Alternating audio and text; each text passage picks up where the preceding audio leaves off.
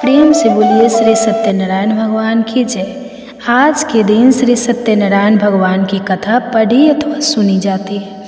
तो आइए आज आपको सुनाते हैं श्री सत्यनारायण भगवान की संपूर्ण व्रत कथा और आरती।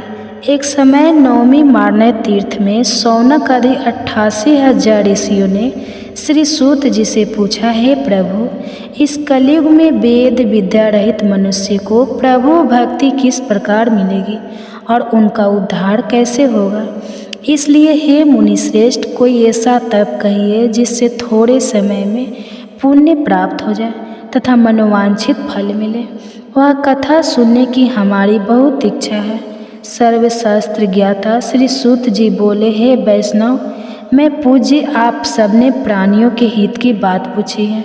अब मैं उस श्रेष्ठ व्रत को आप लोगों से कहूँगा जिस व्रत को नारद जी ने लक्ष्मी नारायण जी से पूछा था और लक्ष्मीपति ने मुनि श्रेष्ठ नारद जी से कहा था। सो ध्यान से सुनिए। एक समय योगी राज नारद जी दूसरों के हित की इच्छा से अनेक लोकों में घूमते हुए मृत्यु लोकों में आ पहुँचे। यहाँ अनेक योनियों में जन्मे हुए प्रायः सभी मनुष्य को अपने कर्मों द्वारा अनेक दुखों से पीड़ित देखकर सोचा कि इस यत्न के करने से निश्चय ही प्राणियों के दुखों का नाश हो सकेगा। ऐसा मन में सोचकर विष्णु लोक को चले गए। वहाँ श्वेत वर्ण तथा 4 भुजा वाले देवों के इस नारायण को देखकर, जिनके हाथों में शंख चक्र गदा और पदा थे, वे वरमाला पहने हुए थे, उनकी स्तुति करने लगे। हे भगवान, आप अत्यंत शक्ति से संपन्न हैं। मन तथा वाणी भी आपको नहीं पा सकती। आपका आदि मध्य अंत नहीं है। निर्गुण स्वरूप सृष्टि की आदि भूति और भोक्तों के दुखों को नष्ट करने वाले हो। आपको मेरा नमस्कार है। नारद जी से इस प्रकार की स्तुति सुनकर विष्णु भगवान बोले, हे मुनिश्रेष्ठ, आपके मन में क्या है? आपका किस काम के लिए आगमन हुआ है? निसंकोच होकर कहिए। तब नारद मुनि बोले, मृत्यु लोक में सब मनुष्य जो अनेक योनियों में पैदा हुए हैं, अपने अपने कर्मों के द्वारा अनेक प्रकार के दुखों से दुखी हो रहे हैं। हे नाथ, मुझ पर दया रखते हो तो बताइए कि उन मनुष्यों के सब दुख थोड़े से ही प्रयत्न से कैसे दूर हो सकते हैं। हे नारद, मनुष्य की भलाई के लिए तुमने बहुत अच्छी बात पूछी है। जिस काम के करने से मनुष्य मोह से छूट जाता है, वह मैं कहता हूँ। सुनो, बहुत पुण्य देने वाला स्वर्ग तथा मृत्यु लोक दोनों में दुर्लभ एक उत्तम व्रत है। आज मैं प्रेम वश होकर तुमसे कहता हूँ, सत्यनारायण का यह व्रत अच्छी तरह विधि पूर्वक करने से मनुष्य आयु पर्यंत यहाँ सुख भोग कर मरने पर मोक्ष को प्राप्त होता है। श्री भगवान के वचन सुनकर नारद मुनि बोले कि उस व्रत का फल क्या है? क्या उस व्रत का विधान है और किसने यह व्रत किया है और किस दिन यह व्रत करना चाहिए? विस्तार से कहिए। भगवान श्री कृष्ण बोले, दुख शोक आदि को दूर करने वाला, धन धान्य को बढ़ाने वाला, सौभाग्य तथा संतान को देने वाला, यह व्रत सब स्थानों पर विजय करने वाला है। भक्ति और श्रद्धा के साथ किसी भी दिन मनुष्य श्री सत्यनारायण की शाम के समय ब्राह्मणों और बंधुओं के साथ धर्म में परायण होकर पूजा करे। भक्ति भाव से नैवेद्य केले का फल, घी, दूध और गेहूं का चूर्ण सवाय ले। गेहूं के अभाव में सांठी का चूर, शक्कर और गुड़ ले और सब भक्षण योग पदार्थ जमा करा के भगवान के अर्पण कर दे तथा बंधुओं सहित ब्राह्मणों को भोजन कराए। इसके पश्चात स्वयं भी भोजन करें। नृत्य गीत आदि का आचरण करके भगवान सत्यनारायण का स्मरण करते हुए समय व्यतीत करें। इस तरह व्रत करने पर मनुष्यों की सभी इच्छा निश्चय ही पूरी होती हैं। विशेषकर कली काल में भूमि पर यही मोक्ष का सरल उपाय है। इसके प्रसंग में सूत जी बोले, हे ऋषियों, जिसने पहले समय में इस व्रत को किया है, इसका इतिहास कहता हूँ। ध्यान से सुनो। सुंदर काशीपुर नगरी में एक अत्यंत निर्धन ब्राह्मण रहता था। वह भूख और प्यास से बेचैन हुआ नित्य पृथ्वी पर घूमता था। ब्राह्मणों से प्रेम करने वाले भगवान ने ब्राह्मण को दुखी देखकर बूढ़े ब्राह्मण का रूप धारण करके उसके पास जाकर आदर के साथ पूछा, हे विप्र, नित्य दुखी हुआ पृथ्वी पर क्यों घूमते हो? हे श्रेष्ठ ब्राह्मण, यह सब मुझको कहो, मैं सुनना चाहता हूँ। ब्राह्मण बोला, मैं निर्धन ब्राह्मण हूँ, भिक्षा के लिए पृथ्वी पर फिरता हूँ। हे भगवान, यदि आप इसका उपाय जानते हो तो कृपा करके कहो। वृद्ध ब्राह्मण बोला कि सत्यनारायण भगवान मनवांछित फल देने वाले हैं, इसलिए हे ब्राह्मण, तू उनका पूजन कर, जिसके करने से मनुष्य सब दुखों से मुक्त होता है। ब्राह्मण को व्रत का सारा विधान बताकर बूढ़े ब्राह्मण का रूप धारण करने वाले सत्यनारायण भगवान अंतर्ध्यान हो गए। जिस व्रत को वृद्ध ब्राह्मण ने बताया है, मैं उसको करूँगा, यह निश्चय करने पर उसे रात में नींद भी नहीं आई। वह सवेरे उठकर सत्यनारायण के व्रत का निश्चय करके भिक्षा के लिए चला गया। उस दिन उसको भिक्षा में बहुत धन मिला, जिससे बंधु बांधव के साथ उसने सत्यनारायण जी का व्रत किया। इसके करने से वह ब्राह्मण सब दुखों से छूटकर अनेक प्रकार की संपत्तियों से युक्त हो गया। उस समय से वह ब्राह्मण हर मास व्रत करने लगा। इस तरह सत्यनारायण भगवान के व्रत को जो करेगा वह सब पापों से छूटकर मोक्ष को प्राप्त होगा। आगे जो पृथ्वी पर सत्यनारायण का व्रत करेगा वह मनुष्य सब दुखों से छूट जाएगा। सूत जी ऋषियों से बोले कि इस तरह नारद जी ने नारायण का कहा हुआ यह व्रत मैंने तुमसे कहा। हे विप्रो, मैं अब और क्या कहूँ? तब ऋषि बोले, हे मुनीश्वर, संसार में इस ब्राह्मण से सुनकर किस किसने इस व्रत को किया, हम वह सभी सुनना चाहते हैं। इसके लिए हमारे मन में बहुत श्रद्धा है। सूत जी बोले, हे मुनियों, जिसने इस व्रत को किया है वह सब सुनो। एक समय एक ब्राह्मण धन और ऐश्वर्य के अनुसार बंधु बांधव के साथ व्रत करने को तैयार हुआ। उसी समय एक लड़की बेचने वाला बूढ़ा आदमी है और बाहर लकड़ियों को रखकर ब्राह्मण के मकान में गया। प्यास से दुखी लकड़हारा उनको व्रत करते देखकर ब्राह्मण को नमस्कार करके कहने लगा कि आप यह क्या कर रहे हैं और इसके करने से क्या फल मिलता है, कृपा करके मुझसे कहिए। ब्राह्मण ने कहा, सब मनोकामनाओं को पूरा करने वाला वह सत्यनारायण भगवान का व्रत है। इसकी ही कृपा से मेरे यहाँ धन धान आदि की वृद्धि हुई है। ब्राह्मण के इस व्रत के बारे में जानकर लकड़हारा बहुत प्रसन्न हुआ। चरण अमृत लेकर और प्रसाद खाने के बाद अपने घर को गया। लकड़हारे ने अपने मन में इस प्रकार का संकल्प किया कि आज गांव में लकड़ी बेचने से जो धन मिलेगा उसी से सत्यनारायण देव का उत्तम व्रत करूंगा। यह मन में विचार करके वह बूढ़ा आदमी लकड़ियों अपने सिर पर रखकर जिस नगर में धनवान लोग रहते थे वह ऐसे सुंदर नगर में गया। उस दिन वहाँ पर उसे उन लकड़ियों का दाम पहले दिनों से चौगुना मिला। तब वह बूढ़ा लकड़हारा दाम लेकर और अति प्रसन्न होकर पक्के केले की फली, शक्कर, घी, दूध, दही और गेहूं का चूर्ण इत्यादि सत्यनारायण भगवान के व्रत की कुल सामग्रियों को लेकर अपने घर गया। फिर उसने अपने भाइयों को बुलाकर विधि के विसाद भगवान जी का पूजन और व्रत किया। उस व्रत के प्रभाव से वह बूढ़ा लकड़हारा धन पुत्र आदि से युक्त हुआ और संसार के समस्त सुख भोगकर बैकुंठ को चला गया। श्री सूत जी बोलते हैं कि हे श्रेष्ठ मुनियों, अब आगे की कथा कहता हूँ, सुनो। पहले समय में अलकामुख नाम का एक बुद्धिमान राजा था। वह सत्य वक्ता और जितेंद्रिय था। प्रतिदिन देव स्थानों पर जाता तथा गरीबों को धन देकर उनके कष्ट दूर करता था। उसकी पत्नी कमल के समान मुख वाली और सती साध्वी थी। भद्रशिला नदी के तट पर उन दोनों ने श्री सत्यनारायण भगवान का व्रत किया। उस समय में वहाँ एक साधु वैश्य आया। उसके पास व्यापार के लिए बहुत सा धन था।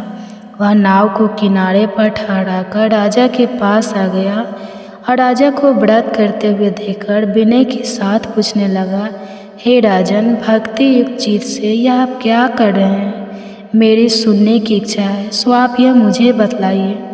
राजा बोला, हे साधु, अपने बांधव के साथ पुत्र आदि की प्राप्ति के लिए महाशक्तिमान सत्यनारायण भगवान का व्रत और पूजन किया जा रहा है। राजा के वचन सुनकर साधु आदर से बोले, हे राजन, मुझसे इसका सब विधान कहो, मैं भी आपके कथन अनुसार इस व्रत को करूँगा। मेरे भी कोई संतान नहीं है और इससे निश्चय ही हो जाएगी। राजा के सब विधान सुनकर व्यापार से निर्मित हो वह आनंद के साथ घर गया। साधु ने अपनी स्त्री से संतान देने वाले उस व्रत का समाचार सुनाया और कहा कि जब मेरे संतान होगी तब मैं इस व्रत को करूँगा। साधु ने ऐसे वचन अपनी स्त्री लीलावती से कहे।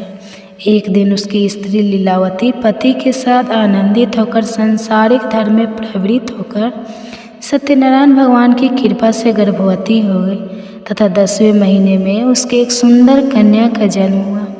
दिनों दिन वह इस तरह बढ़ने लगी जैसे शुक्ल पक्ष का चंद्रमा बढ़ता है। कन्या का नाम कलावती रखा गया। तब लीलावती ने मीठे शब्दों में अपने पति से कहा कि जो आपने संकल्प किया था भगवान का व्रत करूँगा, अब आप उसे करिए। साधु बोला, हे प्रिय, इसके विवाह पर करूँगा। इस प्रकार अपनी पत्नी को आश्वासन देकर वह नगर को गया। कलावती प्रीत ग्रह में वृद्धि को प्राप्त हो गई। साधु ने जब नगर में सखियों के साथ अपनी पुत्री को देखा तो तुरंत दूत को बुलाकर कहा कि पुत्री के वास्ते कोई सुयोग्य देखिए। साधु की आज्ञा पाकर दूत कंचन नगर पहुंचा और वहां पर बड़ी खोज और देखभाल कर लड़की के लिए सुवियोग वाणी कमल को देखकर साधु ने अपने बंधु बांधव सहित प्रसन्नचित्त अपनी पुत्री का विवाह उसके साथ कर दिया। किंतु दुर्भाग्य से विवाह के समय भी उस व्रत को करना भूल गया। तब श्री भगवान क्रोधित हो गए और श्राप दिया कि तुम्हारे दारुण दुख प्राप्त होगा।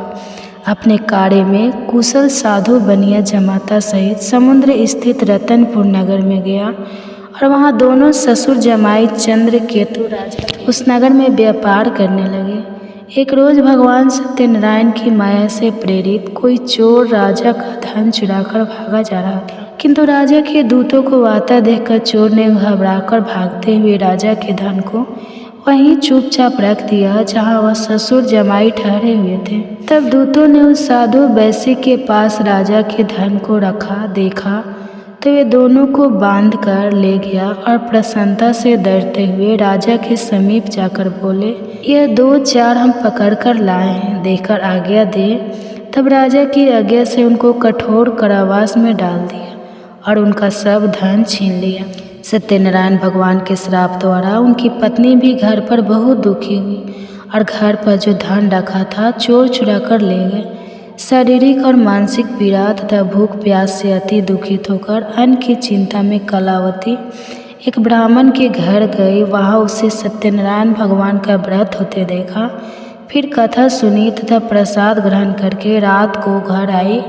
माता ने कलावती से कहा, हे पुत्री, अब तक कहाँ रह गई थी? वह तेरे मन में क्या है? कलावती बोली, हे माता, मैंने एक ब्राह्मण के घर से सत्यनारायण भगवान का व्रत देखा है। कन्या के वचन सुनकर लीलावती भगवान के पूजन की तैयारी करने लगी। लीलावती ने परिवार और बंधुओं सहित श्री सत्यनारायण भगवान का पूजन किया और वर मांगा कि मेरे पति और दामाद शीघ्र आ जाए। साथ ही प्रार्थना की कि हम सबका अपराध क्षमा करो। सत्यनारायण भगवान इस व्रत से संतुष्ट हो गए और राजा चंद्रकेतु को स्वप्न में दर्शन देकर कहा, हे राजन, दोनों वैश्यों को प्रातः ही छोड़ दो। सब धन जो तुमने ग्रहण किया है वह दे दो, नहीं तो मैं तेरा धन, राज्य, पुत्र आदि सब नष्ट कर दूंगा। राजा से ऐसे वचन कहकर भगवान अंतर्ध्यान हो गए। प्रातःकाल राजा चंद्रकेतु ने सभा में अपना स्वप्न सुनाया। फिर दोनों वाणी कमन बुलाया। दोनों ने आते ही राजा को नमस्कार किया। राजा मीठे वचनों से बोले, हे महानुभाव भावी, ऐसा कठिन दुख प्राप्त हुआ है, अब तुम्हें कोई भय नहीं। ऐसा कहकर राजा ने उनको नए नए वस्त्र आभूषण पहनाए तथा उनका जितना धन लिया था उससे दुगुना धन उसे देकर आदर सहित विदा कर दिया। दोनों वैश्य अपने घर को चले गए। सूची बोले, वैश्य ने मंगलाचार करके यात्रा आरंभ की और अपने नगर को चला। उनके थोड़ी दूर निकलने पर दंडी वेशधारी सत्यनारायण भगवान ने उनसे पूछा, हे साधु, तेरी नाव में क्या है? अभिमानी वनी कमनी, आप क्यों पूछते हो? क्या धन लेने की इच्छा है? मेरी नाव में तो बोलो और पत्ते भरे हैं। पैसे का कठोर वचन सुनकर भगवान ने कहा, तुम्हारा वचन सत्य हो। दंडी ऐसा कहकर वहाँ से चले गए और कुछ दूर जाकर समुद्र के किनारे बैठ गए। दंडी के जाने पर वैश्य ने नित्य क्रिया करने के बाद नाव को ऊंची उठी देकर अवंचा किया और नाव में बेल पत्ते आदि देकर मूर्छित होकर जमीन पर गिर पड़ा। फिर मूर्छा खुलने पर अत्यंत शोक प्रकट करने लगा। तब उसका दामाद बोला कि आप शोक ना करें, यह दंडी का श्राप है, अतः उनकी शरण में चलना चाहिए, तभी हमारी हर मनोकामना पूरी होगी। दामाद के वचन सुनकर वह दंडी के पास पहुंचा और अत्यंत भक्ति भाव से नमस्कार करके बोला, मैंने जो आपसे असत्य वचन कहे थे उनको क्षमा करो। ऐसा कहकर महान सुख होकर रोने लगा। तब दंडी भगवान बोले, हे वानिक मुनि, से बार बार तुम्हें दुख प्राप्त हुआ है, तू मेरी पूजा से विमुख हुआ। साधु बोला, हे भगवान, आपकी माया से मोहित ब्रह्मा आदि भी आपके रूप को नहीं जानते, तब मैं अज्ञानी कैसे जान सकता हूँ? आप प्रसन्न होइए, मैं सामर्थ्य के अनुसार आपकी पूजा करूँगा, मेरी रक्षा करो और पहले के समान नौका में धन भर दो। उसके भक्ति का यह वचन सुनकर भगवान प्रसन्न होकर उसकी इच्छा अनुसार वर देकर अंतर्ध्यान हो गए। तब उन्होंने नाव पर आकर देखा कि नाव धन से परिपूर्ण है। फिर भी वह भगवान सत्यनारायण का पूजन कर साथियों सहित अपने नगर को चला। अब अपने नगर के निकट पहुंचा, तब दूत को घर भेजा। दूत ने साधु के घर जाकर उसकी स्त्री को नमस्कार करके कहा कि साधु, अपने दामाद सहित इस नगर के समीप आ गए हैं। ऐसा वचन सुनकर साधु की स्त्री ने बड़े हर्ष के साथ सत्यदेव का पूजन कर पुत्री से कहा, मैं अपने पति के दर्शन को जाती हूँ, तू कार्य पूरा करके शीघ्र आ। माता के ऐसा वचन सुनकर कलावती प्रसाद छोड़कर पति के पास गई। प्रसाद की अवज्ञा के कारण सत्यदेव ने रुष्ट होकर उसके पति को नाव सहित पानी में डुबा दिया। कलावती अपने पति को न देखकर रोती हुई जमीन पर गिर गई। इस तरह नौका को डूबा हुआ तथा कन्या को रोता देखकर साधु दुखी होकर बोला, हे प्रभु, मुझसे या मेरे परिवार से जो भूल हुई है उसे क्षमा करो। उसके 3 वचन सुनकर सत्यदेव प्रसन्न हो गए और आकाशवाणी हुई कि हे साधु, तेरी कन्या मेरे प्रसाद को छोड़कर आई है, इसलिए इसका पति अदृश्य हुआ है। यदि वह घर जाकर प्रसाद खाकर लौटे तो इससे पति अवश्य मिलेगा। ऐसी आकाशवाणी सुनकर कलावती ने घर पहुंचकर प्रसाद खाया, फिर आकर पति के दर्शन किए। तत्पश्चात साधु ने बंधु बांधव सहित सत्यदेव का विधि पूर्वक पूजन किया। उस दिन से वह पूर्णिमा को सत्यनारायण का पूजन करने लगा। फिर इस लोक का सुख भोगकर अंत में स्वर्ग लोक को गया। सूत जी बोले, हे ऋषियों, मैं और भी कथा कहता हूँ, आप सुनिए आरती। जय जगदीश हरे स्वामी, जय जगदीश हरे। भक्त जनों के संकट, दास जनों के संकट क्षण में दूर करे। जय जगदीश हरे स्वामी, जय जगदीश हरे। भक्त जनों के संकट, दास जनों के संकट क्षण में दूर करे। जय जगदीश हरे।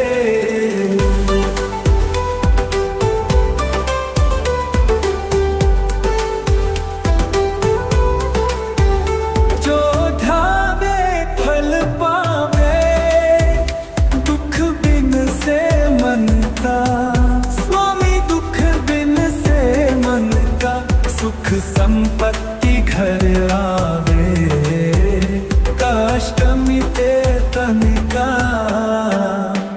जय जगदीश हरे स्वामी, जय जगदीश हरे।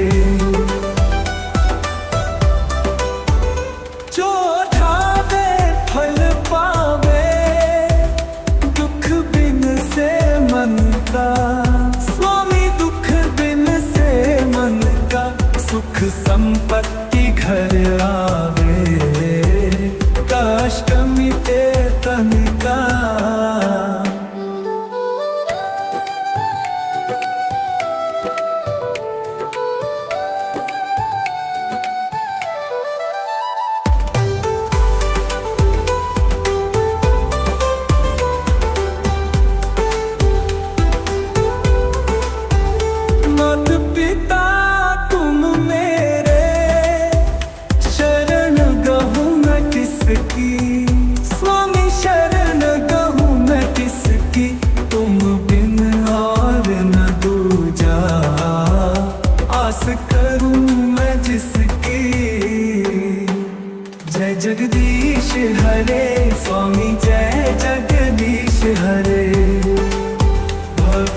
जनों के संकट, दास जनों के संकट क्षण में दूर करे।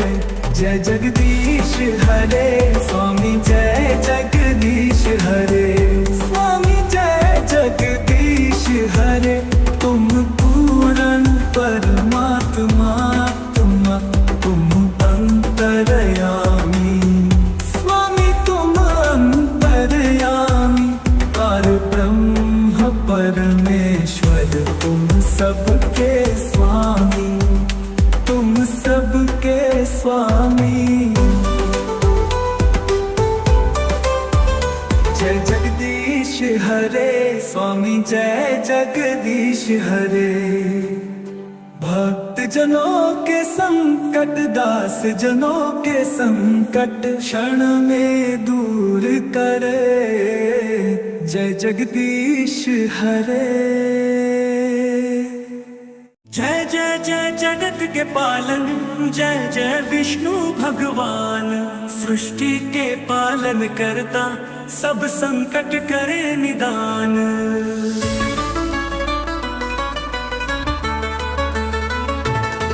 जय विष्णु भगवान जग प्यारे, सतयुग त्रेता द्वापर तारे। युग में भी नाम तुम्हारा सुखदाई, सब संकट हारा।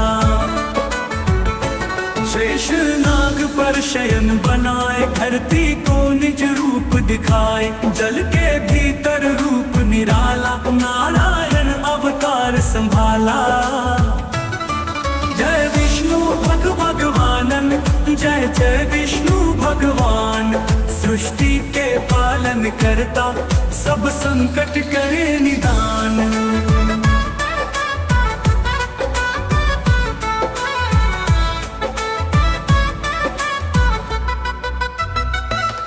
गर्भ में जब प्रलय होए भारी, तुम धारण मच का अवतारी। कच्छप रूप धर धरा बचाई, मन में धीरज तुमने बंधाई।